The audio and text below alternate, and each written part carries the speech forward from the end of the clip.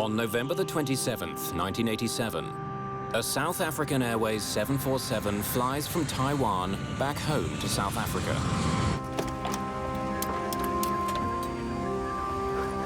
Everything good? Fine, Captain. Ready to take over? Yes, thanks. 9 hours into their flight over the Indian Ocean, the main crew returns to their seats, allowing the relief crew to rest. The crew prepares for a scheduled stop on the island of Mauritius. Valerie Lottering has enjoyed her first overseas vacation, joining her husband Corrie while he was on business. My father was on a business trip. My mum had gone with for holidays. My dad had actually gone to the east to secure cell phone technology, which was just sort of happening in South Africa at the time. The plane is a modified 747 known as a combi, short for combination. A passenger plane and a cargo plane in one, it's designed to accommodate flexible quantities of passengers and cargo. The combi has a large cargo area down below, like a regular 747. The combi also has a large cargo area right behind the last row of economy class seats. The cockpit sits one level above the cabin. You could load from 6 to 12 pallets on the main deck, adjusting the bulkhead for the number of passengers you wanted to carry. And this turned out to be a very worthwhile and useful tool. Flight 295 is carrying 159 people, as well as 6 large pallets of cargo. Known as the Helderberg, the 747 combi is a vital member of the South African Airways fleet. It's particularly useful for long-range flying. For South African Airways, during the days of apartheid, a plane like the combi helped them in that respect, because they had to fly around the bulge of Africa over the Atlantic. To protest South Africa's white racist regime, the vast majority of black African states refused to allow South African Airlines to fly over their airspace, causing them to fly longer routes. There were sanctions, heavy sanctions against South Africa on political, economic, and cultural fronts. South Africa was not welcome anywhere credible in the world. On Flight 295, less than an hour before its stop in Mauritius, the smoke alarm breaks the calm of the cockpit. It's for the cargo area on the main deck, directly behind the passengers. By the time the crew gets to it, the fire is raging.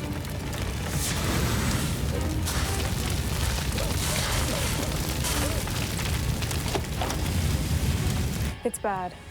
Shall I get another bottle over there? Yeah, hurry. Read out the fire checklist for us, please. In fire emergencies, the crew follows a standard checklist to extinguish the fire. The breaker popped as well, huh? We'll check the breaker panel as well. The fire is burning through the plane's wiring, causing short circuits. Move as far forward as you can. But there's a more immediate problem. Passengers are having trouble breathing. Duct isolation valve switches, open. Pack valve switches, all open. Recirculating fan switches, off. The fire checklist instructs the pilot to land at the nearest airport. But the closest one is on the island of Mauritius, still more than 300 kilometers away. There's not a lot Captain Ace can do. He asks a member of his flight crew to help fight the cargo fire.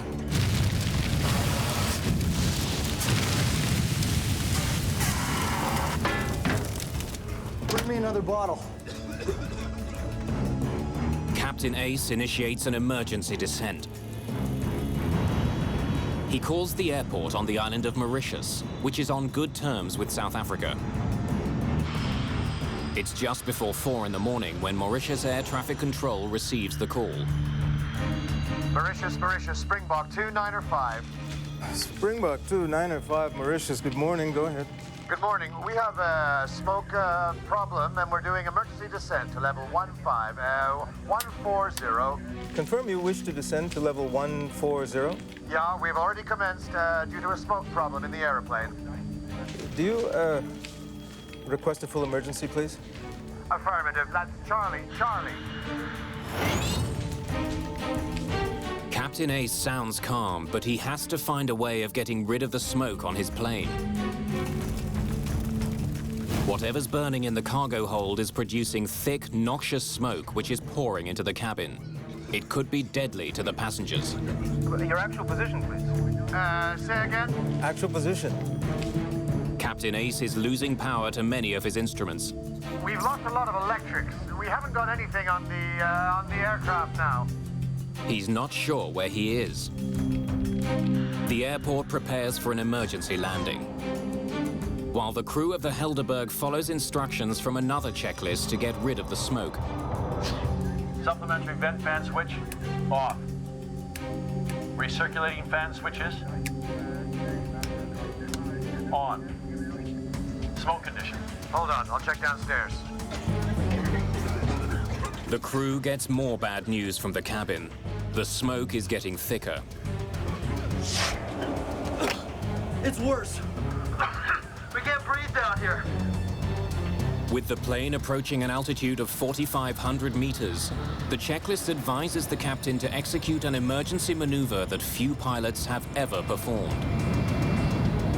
We need to open the doors. Repeat, open the doors. Opening the plane's doors in midair is the only hope for thinning a cloud of smoke that could kill the passengers before the struggling jet can land.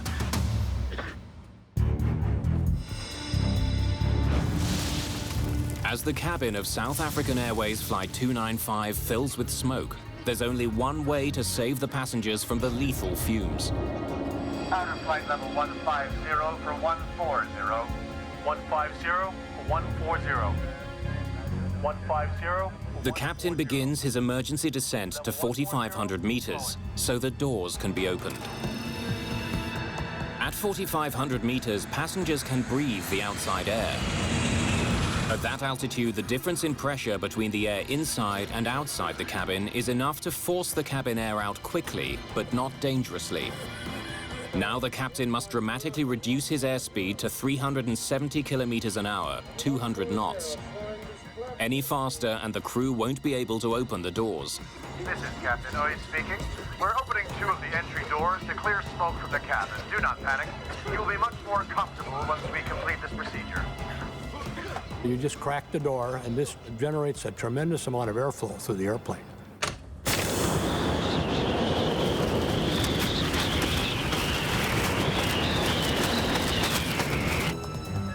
Blazen, Springbok 295. We've opened the doors to see if we can...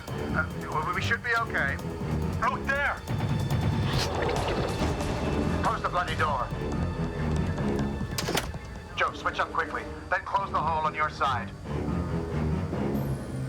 Smoke is now building in the cockpit, but there's no outside door to open. Temperature is 22.22, and the QNH is 1018 hectopascals. 1018 over. The air traffic controller now focuses on giving the captain the information he needs for an emergency landing. Roger, 1018. Affirmative, and both runways are available if you wish. And 295, I request pilot's intention. We'd like to track in on 13. Confirm runway 13. Charlie, Charlie. Affirmative, you're cleared direct to Foxtrot, Foxtrot. You report approaching 50. Okay. Captain Ace has one hope. He must make it to the island of Mauritius, 265 kilometers away. The Helderberg continues on its desperate journey. 295, play sense.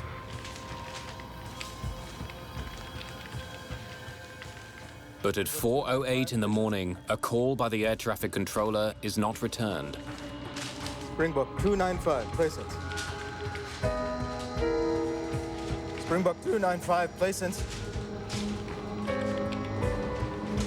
With no response from Flight 295 for 36 minutes, Air Traffic Control Mauritius formally declares an emergency. An alert goes out to search and rescue crews. Several aircraft take off from Mauritius and search the dark waters for the missing plane, but find nothing. At the airport in Johannesburg, South African Airways officially declares Flight 295 delayed. We were supposed to be going away on our annual holiday, so we were all very excited because from picking them up, my parents up from the airport, we were supposed to go off to a 3-week holiday. I think that's maybe the extent of the differences of the emotions, is that you're so anxious and excited for them to come home, and then the absolute devastation of the news, getting the news, you know, that the aircraft has gone missing. In the afternoon of the next day, a rescue plane spots the first signs of floating aircraft wreckage.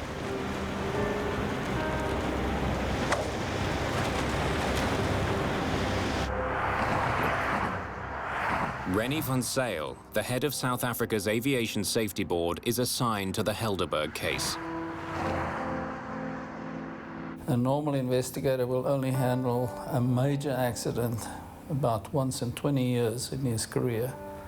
So this was quite a big wake-up and a challenge to us to start running with this investigation in that morning. 8 bodies are found in the water, all suffering from extreme trauma. It was around about 2 o'clock that we, in fact, were advised that wreckage and an oil slick had been spotted. And it was then quite apparent that the airplane was lost. The most astonishing thing is that my parents had actually, the night before they had flown, had sorted out their wills, had sorted out their insurances, had sorted out all of their documentation and paperwork before they flew, which was quite amazing. My father made very, very close family friends of ours, our guardians, our godparents, and we were to live with them. South Africa quickly becomes obsessed with what caused the crash. In the early days, there's very little to examine, only small bits of the plane that are floating on the surface.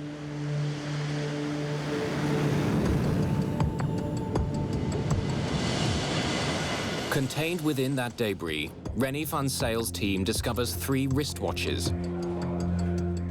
The watches give them a probable time of impact. These wristwatches were in fact part of the baggage, and when examined we were able to find that the one had stopped and 2 others were still running, and the 2 running ones were the exact Taiwanese time, but the stopped one did give us the minute indication of what we could establish as the impact time of the airplane. The impact time is only 3 minutes after the last communication with the plane. The Helderberg's demise was sudden and dramatic. In the press and in public opinion, it reinforces the idea that something sinister brought the plane down. In the years leading up to the crash, South African Airways offices around the world had been the target of protests. The South African Airways airline at that particular time was a government body. It was owned by the government. It was the national carrier, but it was also very much perceived to be part of the South African government. So another aspect of this plane crash, and another theory that was put around, was that there could have been a bomb in the cargo, that in fact we were a target. South Africa, or this SAA plane, was a target of terrorists who had the worst interests of this country at heart. Experts examine the small bits of wreckage they have, searching for the telltale signs of an explosion: impact cavities, surface pitting, or spatter cavities. Spatter cavities are caused by the white-hot fragments from a high-explosive device striking and melting the light alloys of the aircraft structure. But experts spot no sign of an explosion. And when air traffic control tapes are studied, van Zyl hears that the crew appeared to be coping with the emergency. Layson, Springbok 295, we've opened the doors to see if we can... we should be okay. We've had rumors of atomic bombs, for example, in the airplane. That won't cause the airplane to burn. It will take out the airplane. We did not have that same experience here. This airplane flew for 22 minutes.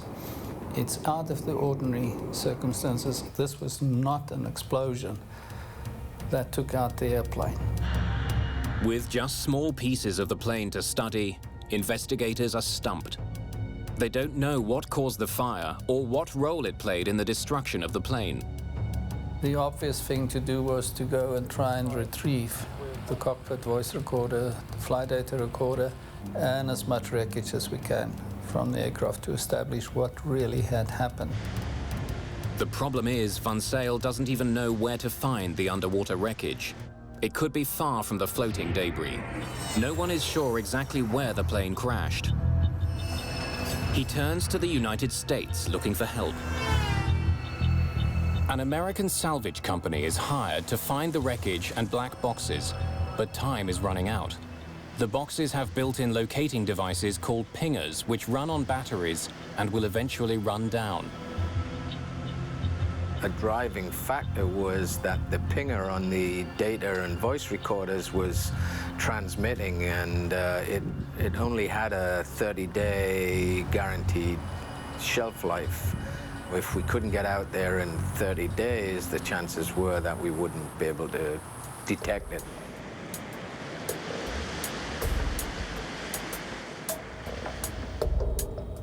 By the time the proper equipment can be assembled in the Indian Ocean, only 7 days remain before the batteries and the pingers will die out.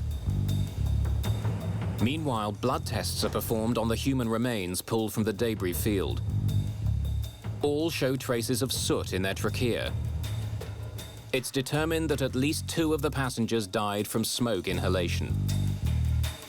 Investigators face a disturbing realization. Even as the crew was struggling to land their plane, some of the passengers were already dead. While searching for the black boxes, investigators continue to examine the floating wreckage. Amongst the hundreds of recovered items, a partly melted graphite tennis racket offers a telltale clue about the fire. Graphite only burns at temperatures greater than 600 degrees Celsius. Investigators now know that the fire on the Helderberg was extremely hot. This discovery may explain why a fully charged extinguisher from the front of the plane is recovered with other floating wreckage. Investigators notice a melted piece of cargo netting on the outside of the extinguisher. They determine that the extinguisher is from the passenger cabin, suggesting that as the fire burned, a crew member grabbed the extinguisher and brought it to the cargo area. A full fire extinguisher in a plane that was brought down by a fire shows that for whatever reason it wasn't discharged because the crew member couldn't access the area because of the heat, or the fact that there was melted metal on the fire extinguisher is further evidence to the intensity of the fire. Before this accident, in the 20-year history of the 747 combi, no one had ever died from fire or smoke. When we heard about a fire in the Helderberg, this was the first time for a wide-body airplane. It was news, and because it was so new, and the thought was that we really couldn't have anything like that. What could have caused such an intense fire on the Helderberg? Was it a wiring problem on the plane, or had the cargo itself somehow started the blaze? Initially, the investigation, of course, focused on what was the cargo. The fire obviously had originated in the Mayday cargo compartment, so the logical thing is to look what did the waybills indicate was carried in the airplane. Investigators learned that there were 6 pallets of cargo on board Flight 295. Using master waybills, Van Zyl's team is able to determine that 47,000 kilograms of baggage and cargo was officially on board. Investigators discover that before takeoff, a Taiwanese customs official performed a random inspection of some of the cargo. He found nothing suspicious.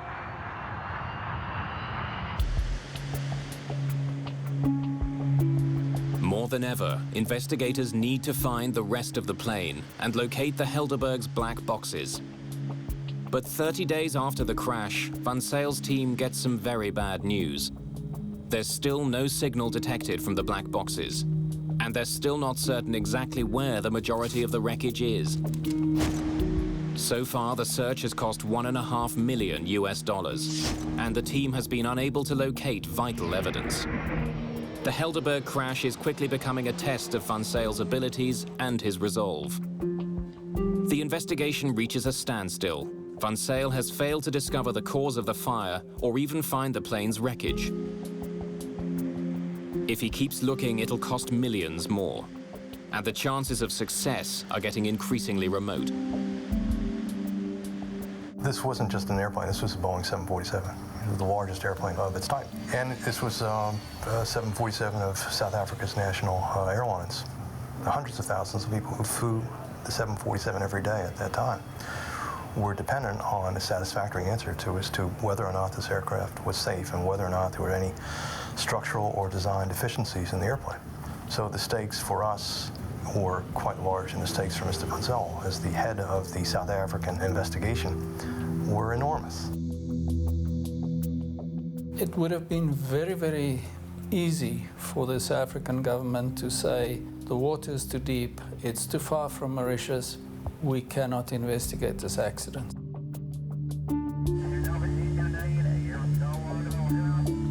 Well beneath the grey waves of the Indian Ocean, the wreckage of the Helderberg remains hidden. Now one man, René Van Zyl, must decide whether to spend the money needed to recover the plane's wreckage. But almost 2 months after the Helderberg slammed into the Indian Ocean, no one even knows the precise location of the main wreckage. Van Zyl decides he must try to recover what he can. Without the wreckage, we'll never know the truth. So they spent on one investigation what we spent in 6 months of conducting all of our investigations in the United States. Before investigators can salvage the Helderberg, they must find it. The wreckage lies somewhere very deep underwater. 61 days after the crash of the Helderberg, Van Zyl receives some intriguing news from his team. Sophisticated sonar equipment has detected a large object 4,400 meters underwater on a flat plateau. It could be the Helderberg. And they presented me with a piece of paper with a lot of black dots of various sizes on it, and they said, that's your wreckage. And my question to them was, how do I know it's the wreckage of the 747? Maybe this is a submarine from the Second World War or something. And the response was just, René, it is it, because we tell you it is the wreckage. But no one's ever gone that deep to salvage anything, including the Titanic. Van Zyl has no choice. To find out whether the sonar images are in fact the wreckage, he must launch the most expensive part of the investigation, Operation Resolve. A remote-controlled sub called the Gemini will be sent to the ocean floor to videotape what's there. If it is the Helderberg, the Gemini will search for key items, including the black boxes. The problem is that the mini-sub must be attached to the mothership by a flexible fiber-optic cable that's almost 7 kilometers long. No cable that long has ever been built. We needed a 20,000-foot cable. There was no existing cable, so we had to go to a cable manufacturer and get a cable designed and built. But before the fiber optic cable is assembled, Van Zyl launches a separate investigation into the firefighting capabilities of the Helderberg. He would discover that the very design of the combi may have doomed the flight.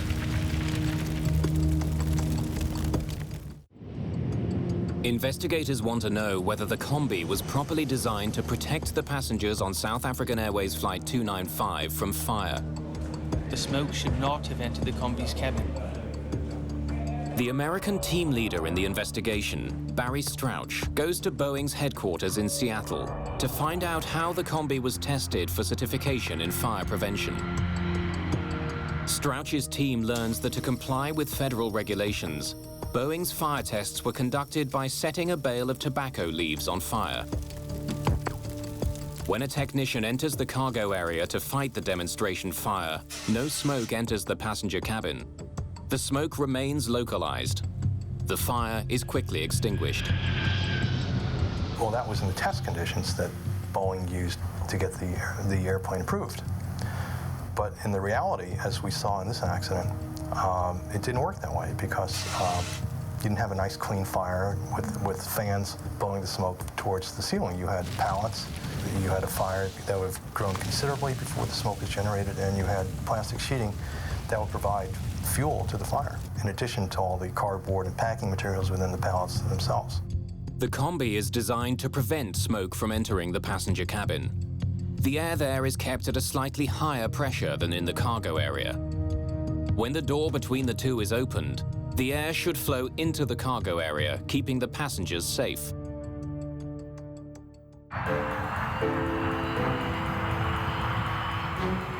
Investigators then conduct their own test. They set a large pallet of tightly packed cargo on fire, mimicking conditions on the Helderberg. The blaze is more intense and the temperature is hotter. Investigators discover that this much hotter flame has a radical impact on the air in the cargo hold. When the cargo door is opened, the smoke now flows into the passenger cabin. Boeing tests used tobacco leaves and batches of tobacco. In the fire in the Helderberg, it was a very, very different fire than the kind of smoke-generating fire that Boeing used in their tests. Heat would have been generated within the cargo compartment that would have created its own pressure and would have negated the pressure differential between the cargo compartment and the passenger compartment. Without the pressure differential, there would be nothing to restrain the smoke and keep it on the cargo side. And therefore, the smoke would have penetrated into the passenger side, smoke that contained, as we know, carbon monoxide and carbon dioxide. Then investigators discover something potentially more lethal. As the passenger cabin filled with smoke, a checklist instructed the crew to turn on the cabin's recirculating fans. The intention of the checklist is to dissipate the smoke in the passenger cabin after the fire has been extinguished. Recirculating fan switches on. But in this case, turning the fans on may have been deadly. Fans draw air from above the cabin's ceiling and from the cargo compartment before recirculating it back to the passengers. The carbon monoxide levels were extremely high and were fatally high. In fact, the one body, and we have to stress again, he was allocated a seat really below the recirc fan inlet area. That was the highest level. I think we're talking around about 66%. That is not a survivable level at all. By following their checklist, the crew may have fed toxic gas into the passenger cabin. And it might very well have been that most of your passengers were asphyxiated before impact. No checklist for a 747 combi had ever foreseen the Helderberg's simultaneous problems, a cargo fire problem and a cabin smoke problem. The smoke removal checklist is predicated on the assumption that the fire has been extinguished. In that event, descending to 14,000 feet and opening the cabin door would be the appropriate thing to do. It would get the smoke out of the airplane and enable people to breathe regular air. If the fire hasn't been extinguished, that would have the function of actually increasing the airflow to the fire and increasing the supply of oxygen to the fire. We think that's what happened in this case, that the fire had never been extinguished. And in fact, the crew's attempts to make the situation better may have in fact made the situation worse. Investigators begin to realize that fighting a fire in the combi's cargo area is much more difficult than previously thought. If there was a fire in one of these pallets, it was quite likely that by the time the crew was alerted to the fire, it would be too late. Then the cabin instantly filled up with smoke. But Van Zyl still doesn't know what caused such a fierce fire. How had the blaze started? And how had it brought the plane down?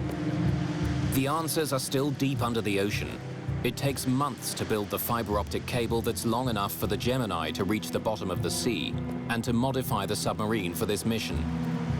We had to take the ROV, existing ROV that we had, which was designed for 6,000 feet, and we had to modify it so it would go to 20,000 feet.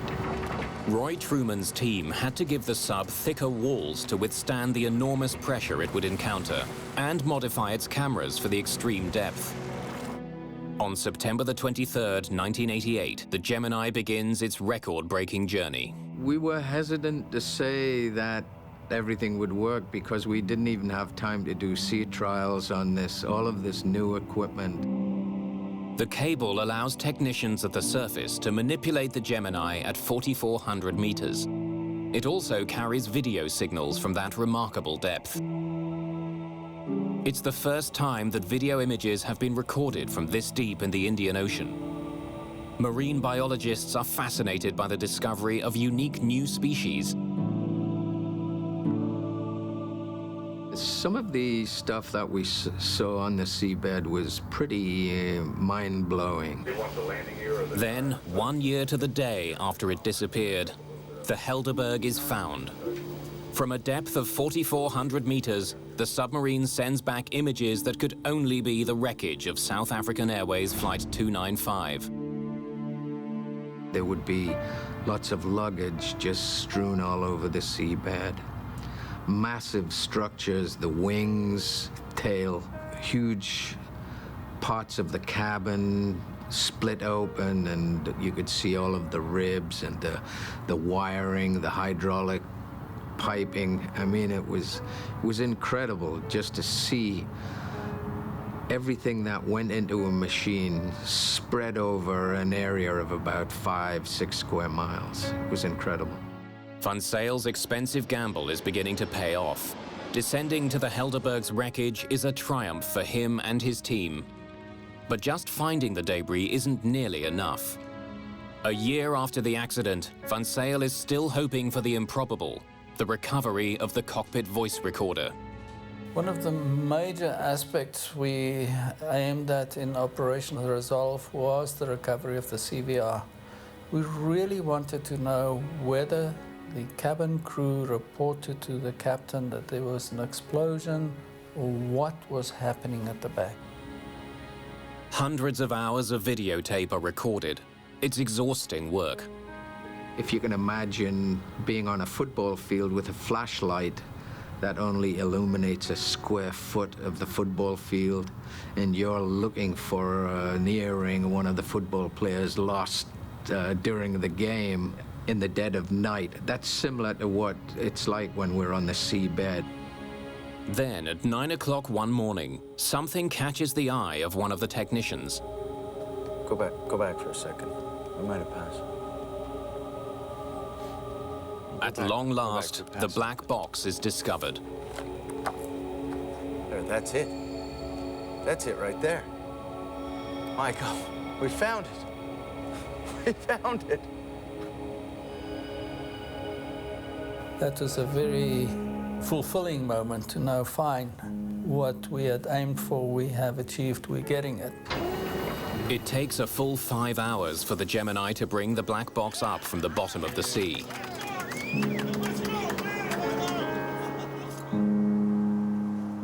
The South African media turns the discovery into front-page news. It's now 1989, and the apartheid government is still running the country with an iron fist. Van Zyl makes an unusual decision. He takes the sealed black box to Washington and opens it there. Because otherwise I would have been accused of having covered up something or left something out or whatever. And we, the FAA and the NTSB guys, all listened to this tape at the same time for the first time. Tension in the room is high. The cockpit voice recorder should be a tape of the last 30 minutes of the flight, as the crew fought the fire. But the tape turns out to be a major frustration. After a year on the bottom of the ocean, it's difficult to understand anything.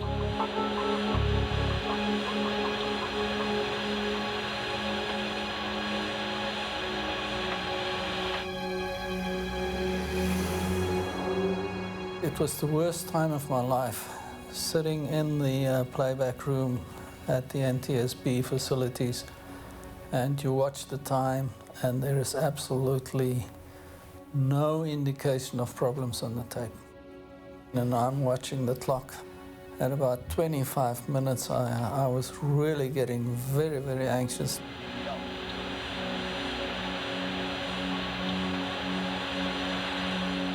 For 28 minutes, the tape reveals nothing unusual. Then everything changes. The next minute, of course, the alarm bell goes on the CVR, and we had about a minute's worth of relevant recording on the tape before the tape stopped. Normally, the black box records the final moments of a flight, but not this time.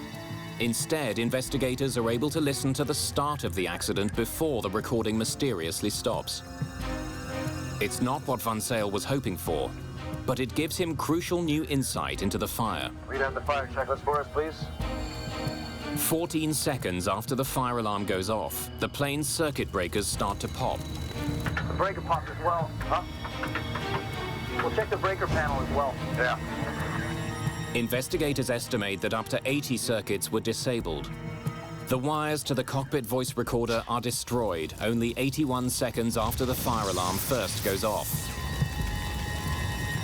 Van Zyl has not received the key evidence that he hoped for, but the fire is revealed as more violent than previously thought. The recording leaves many questions unanswered, but it does help Van Zyl to arrive at a personal opinion as to why the plane may have crashed. A lot of things were happening in the cockpit, and we believe that he probably was faced to up to 80 circuit breakers popping in the cockpit at the time. May have made controlling of the aircraft extremely difficult. And the possibility then even of the airplane just gradually descending into the sea. Whether it was a controllable flight, I have my doubts. I put myself in the cockpit on this thing, and I said, I would have been terrified. Having this, just figuring out what do we do. Did they do the checklist correctly? We'll never know. But investigators still don't know what triggered the Helderberg fire. The mystery can now only be solved by salvaging parts from the crashed plane. We realized that what we had to do was just to continue recover as much wreckage as we could from the ocean floor. Van Zyl's focus is on certain key pieces of the combi's cargo area. They're brought to a hangar and reassembled like a giant jigsaw puzzle.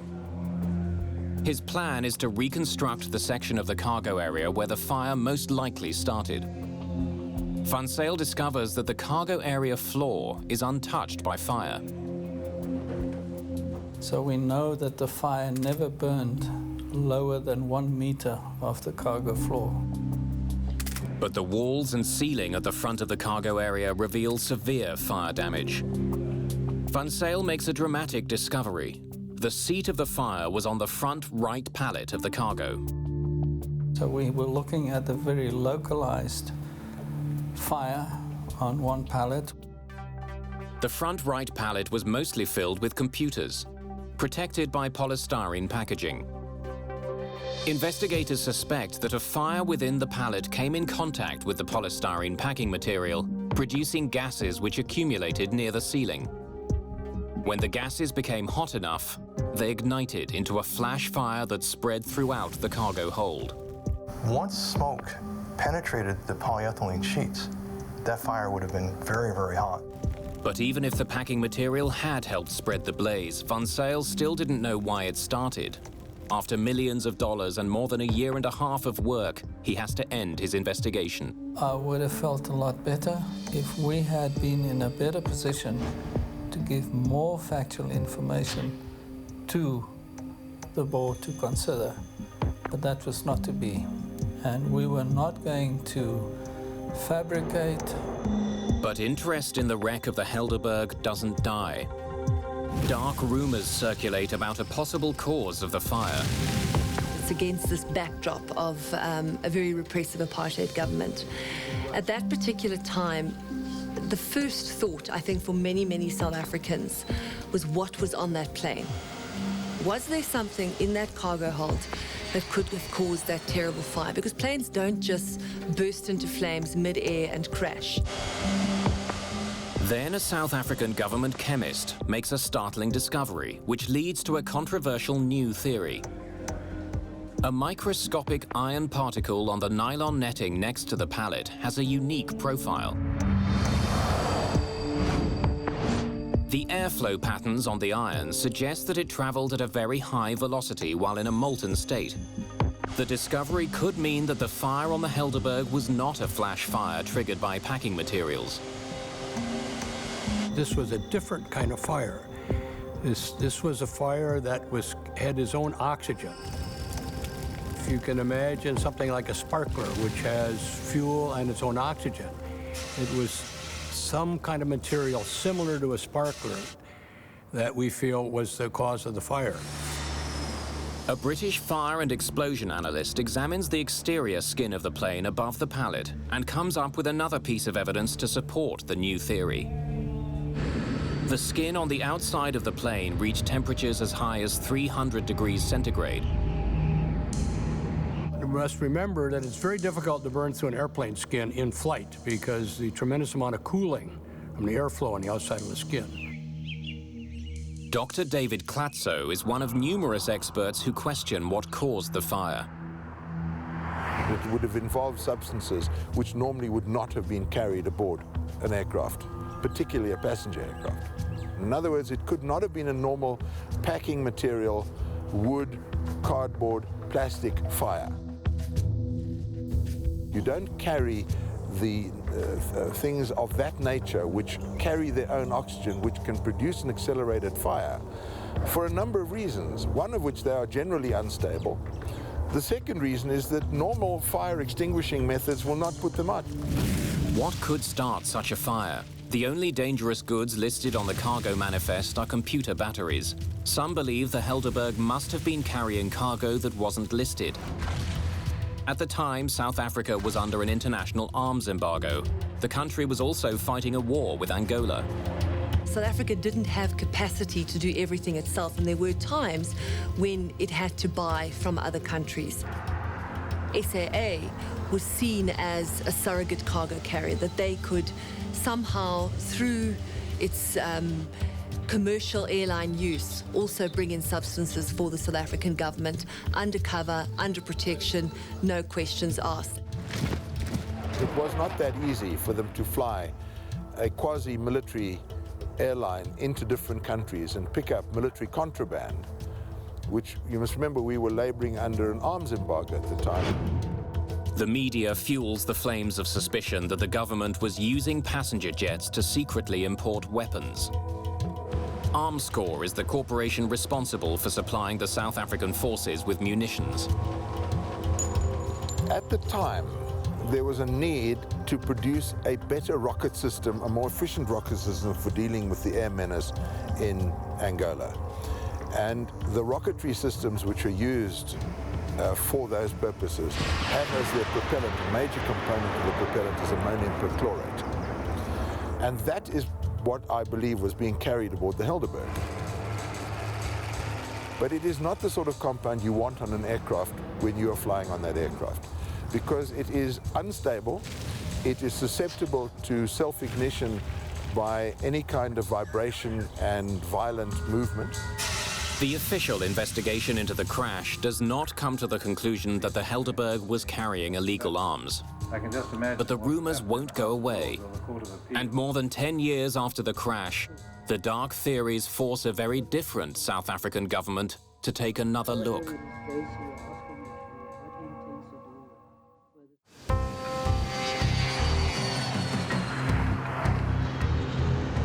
The Helderberg accident revealed that the 747 combi was vulnerable in the event of an onboard fire.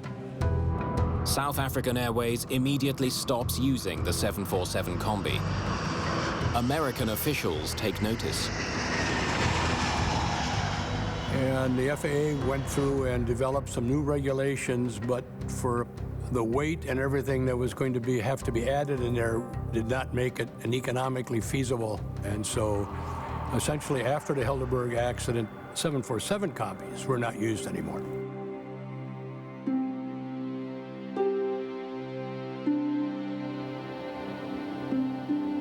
There are tributes and memorials to the 159 victims.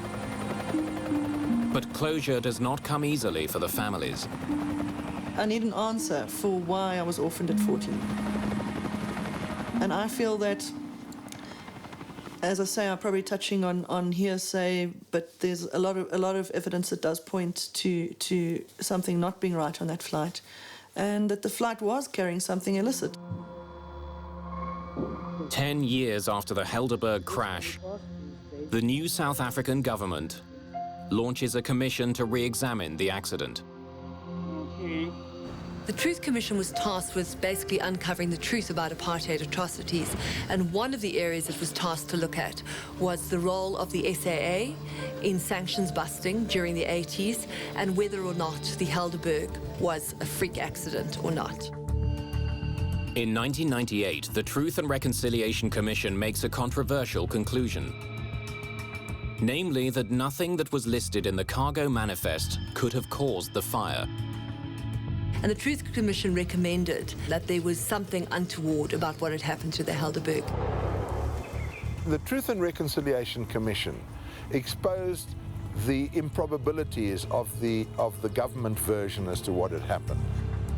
If nothing in the cargo inventory caused the fire, what did? And how did it get on board?